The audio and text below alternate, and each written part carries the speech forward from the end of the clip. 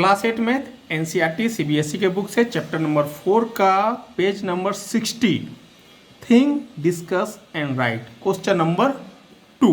ठीक है, second number question क्या है?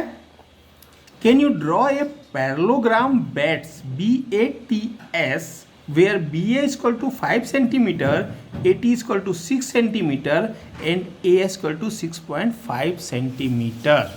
ठीक है, और यदि आप इसको ड्रॉ कर सकते हो कि आप ये बेट्स ड्रॉ कर सकते हो, क्या कर सकते हो, तो क्यों? ठीक है, वाई, क्यों? तो इसका सॉल्यूशन हम करते हैं। सबसे पहला हम क्या करते हैं कि हमको ड्रॉ करना है पैरेललोग्राम। ठीक है, तो पैरेललोग्राम को ड्रॉ करने के लिए एक सिंपल सा पैरेललोग्राम हम बना लेते हैं। ठीक है, ये और ये। ओके, ये आपका पैरेललोग्राम हो गया। इसमें क्या है? BA, ठीक है, BA,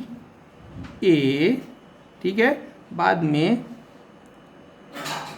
T और ये S है। ठीक है, और AS इक्वल टू 6.5 सेंटीमीटर, ऐसा है। ठीक है, ये रफ में बना रहा हूँ। ठीक है, ये क्या बना रहा हूँ? मैं रफ बना रहा हूँ, इसलिए ये सही आंसर नहीं है। एक रफ पहले हम स्केच कर लेते हैं तो हमको बनाने में इजी हो जाता है, और कोई बात नहीं। ठीक है, BA इक्वल टू कितना है? 5 सेंटीमीटर।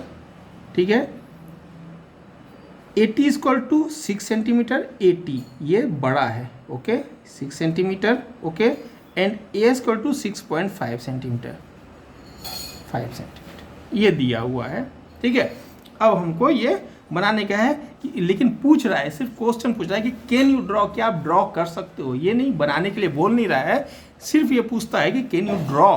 ठीक है, तो यदि हम ड्रॉ कर सकते हैं तो सबसे पहले ड्रॉ करके देख लेते हैं कि ड्रॉ हो सकता है या नहीं हो सकता है। ठीक है, ड्रॉ करने का प्रोसीजर तो लिखने की जरूरत है नहीं, क्योंकि ड्रॉ हमको करना ही नहीं है। ठीक है, लेकिन फिर भी एक रफ हम आइडिया लेने के लिए ड्रॉ करने की ट्राई करते हैं। तो सबसे पहले कोई भी क्वाड्रिलेटरल को ड्रॉ करने के लिए सबसे पहले हम क्या लेते हैं? डायगोनल ले लेते हैं। डायगोनल लेने से हमको सबसे इजी हो जाता है। ठीक है, तो डायगोनल है AS 6.5 सेंटीमीटर, तो 6.5 सेंटीमीटर के डिस्टेंस तक हम लाइन खींच लिए, और नाम क्या दे दिए? इधर S दे दिए और इधर A दे दिए। ठीक है, बनेगा इससे अलग हट के। ठीक है, हम इसको आइडिया के लिए हमने बनाया है, से हट के बनेगा ये। ठीक है, तो ये हमने लिख दिया 6.5 सेंटीमीटर। ठीक है, अब हमको क्या करना है? बोल रहा है BA इक्वल टू 5 सेंटीमीटर। ठीक है, तो A से B की साइड में हमको 5 सेंटीमीटर का एक आर्क हमको क्या करना है? लेना है। ठीक है, तो हमने ये पेंसिल ले लिया, और ये है 5 और ये आ गया 5। ओके, तो A से ऊपर साइड में हमने एक आर्क, बड़ा सा आर्क ले लिया। दूसरा कहाँ आएगा कोई पता नहीं है। ठीक है, उसके बाद हमको क्या करना है? BA इक्वल टू 5 सेंटीमीटर ले लिया, AT equal to 6 centimetre. A से ही एक आर्क हमको T साइड में, T साइड क्या है? जिधर B साइड है उसके विपरीत डायरेक्शन में, अपोजिट डायरेक्शन में T है, इसलिए इसके दूसरे साइड में हम 6 सेंटीमीटर का एक और आर्क ले लेते हैं। ठीक है, और अपोजिट साइड में इसलिए लेंगे क्योंकि हमको पैरेललोग्राम बनाना है।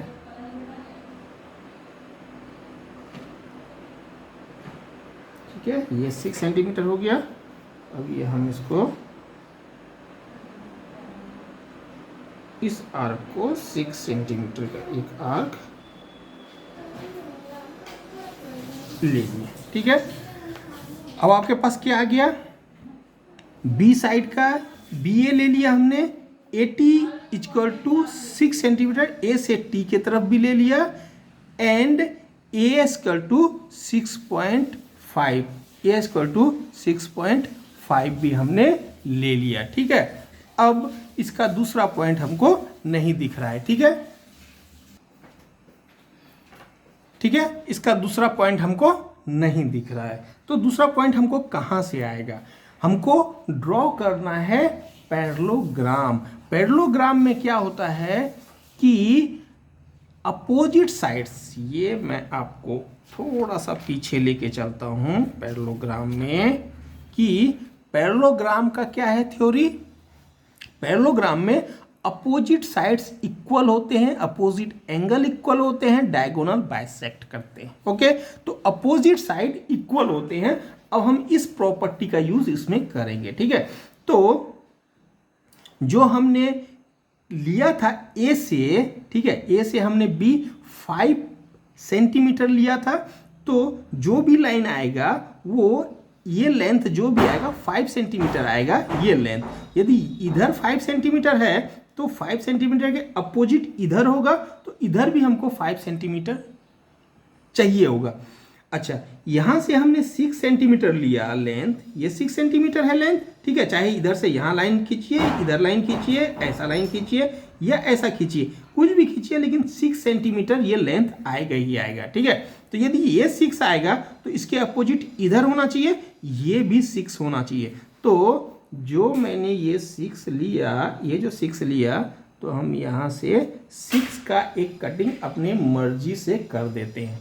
आपको समझ में आ गया कि अपोजिट साइड्स इक्वल होते हैं। तो यहाँ से हमने 6 सेंटीमीटर का इधर का लिया, तो यहाँ से भी 6 सेंटीमीटर का हमको इधर से, एक यहाँ से 6 और एक यहाँ से 6 लेना होगा। ठीक है, वैसे ही जैसे हमने एक यहाँ से 5 लिया, तो यहाँ से भी हमको 5 नीचे, एक ऊपर साइड लिया तो एक 5 नीचे साइड लेना पड़ेगा। अब देखिए ये जो है हमने क्या लिया, ये यहाँ पे 5 लिया था ऐसा, तो इतना ही ये साइड से 5 लेंगे, तभी हमारा पैरेललोग्राम बनने के लिए अपोजिट साइड्स क्या होने चाहिए, इक्वल होने चाहिए। अब देखिए, अब इन सबों को हम मिला देते हैं, ये पॉइंट बना देते हैं, ये पॉइंट बना देते हैं, और इन सबों को हम मिला देते हैं।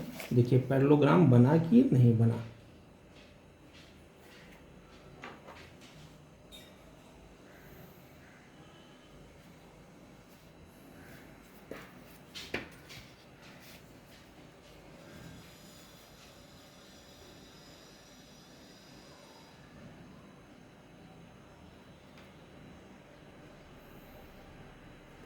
ठीक है,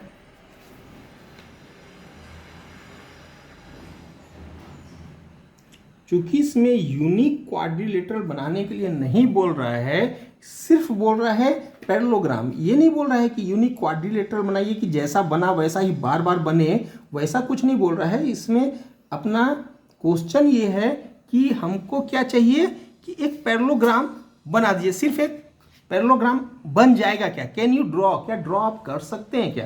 तो देखिए ये हमने कितना लिया था, यहाँ से हमारा डिस्टेंस कितना था, 5 सेंटीमीटर था, ये 5 सेंटीमीटर हो गया। ठीक है, क्या है ये पॉइंट बी है, ये कितना 5 सेंटीमीटर, यहाँ से हमने 5 काटा था तो ये भी 5 सेंटीमीटर ऑलरेडी हो गया। ये हमने एस से बी कितना लिया था, 80 लिया था हमने, 80 कितना लिया था, 6 सेंटीमीटर। ठीक है, और 80 के हिसाब से अपनी मर्जी से एस बी हमने 6 सेंटीमीटर ले लिया था। तो पैरेललोग्राम लग रहा है बिल्कुल। देखिए इसको यदि आप तिरछा देखेंगे यूं करके, ठीक है, तो क्या होगा, ये खड़ी लाइन है, ये खड़ी लाइन है, और ये इस तरह से है। मान लीजिए ये सीधी लाइन है, ये सीधी है, ये सीधी है, ये तिरछा घूमी हुई है, या ऐसा भी देखेंगे तो आपको पैरेललोग्राम पैरेलल जैसा दिखेगा। तो ये पैरेललोग्राम बनाने के लिए हमारा इतना ही रिक्वायरमेंट चाहिए, इससे ज़्यादा रिक्वायरमेंट नहीं चाहिए। तो क्वेश्चन का आंसर नहीं हुआ ये। ठीक है, ये मैंने आपको बना के बताया कि बन सकता है कि नहीं बन सकता है। ठीक है, तो इसका आंसर से कोई संबंध नहीं है। ठीक है, हमारा आंसर जो होगा वो क्या होगा, आंसर क्या होगा, सिंस, क्या लिखेंगे, since in a parallelogram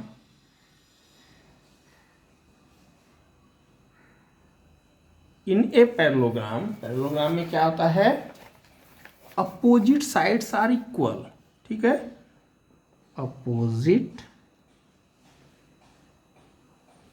sides are equal. बनाना हमको पैरेललोग्राम है, इसलिए पैरेललोग्राम के हिसाब से हम ये जानते हैं कि अपोजिट साइड्स इक्वल होते हैं। सो क्या होंगे, B A is equal to 5 centimetre, ठीक है, सिंस कर दीजिए B H equal 5 centimetre given, ये दिया हुआ है, तो क्या होगा कि S T equal to 5 centimetre होगा ही होगा, या देयरफॉर, ये देयरफॉर का निशान है, या आप लिख सकते हैं देयरफॉर भी, ठीक है, therefore S T equal to 5 centimetre होगा ही, ठीक है।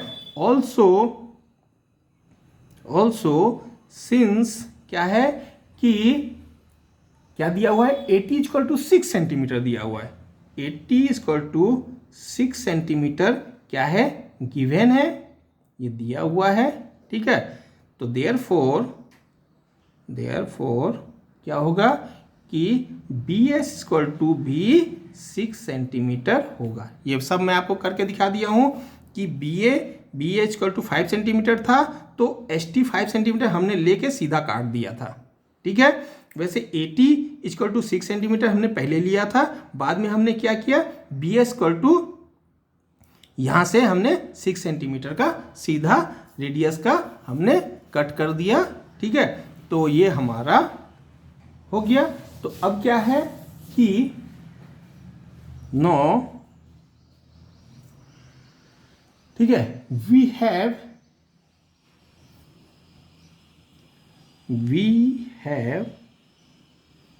ठीक है, मेजरमेंट ऑफ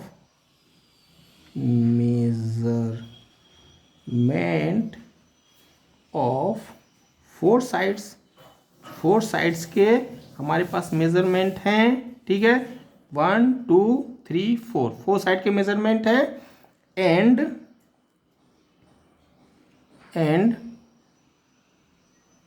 1 डायगोनल के मेजरमेंट हमारे पास हैं, ठीक है। तो क्या है, so we can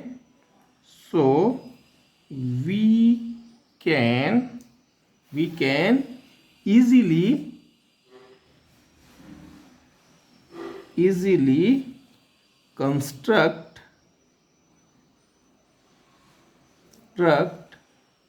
the parallelogram, okay, हम पैरेललोग्राम को इजीली कंस्ट्रक्ट कर सकते हैं। समझ में आप लोगों को आ गया होगा कि आंसर आपका जो हुआ वो सिर्फ यहाँ से 2 नंबर लिखा हूँ, यहाँ से यहाँ तक हुआ। बनाने के लिए मैंने आपको बताया कि इस तरह से बन जाएगा। यदि बनाना आपको है तो बना लीजिएगा, प्रोसेस लिखना है तो प्रोसेस लिखिए। प्रोसेस लिखने के लिए मैं आपको समझा चुका हूँ कि भाई एक लाइन ड्रॉ कर लिया, बाद में ये पूरा मैं प्रोसीजर पहले भी मैं आपको बता चुका हूँ और आगे भी बताता रहूँगा। तो इसका प्रोसीजर लिखने का मतलब, क्योंकि क्वेश्चन में सिर्फ इतना ही पूछा कि कैन यू ड्रॉ का हमने कैन यू ड्रॉ का हम आंसर दिए, लेकिन पहले हमने पूरा बता दिया, ठीक है, कि ये इतना है तो पैरेललोग्राम है तो दूसरा साइड्स का अपोजिट साइड्स भी इक्वल होगा ही होगा।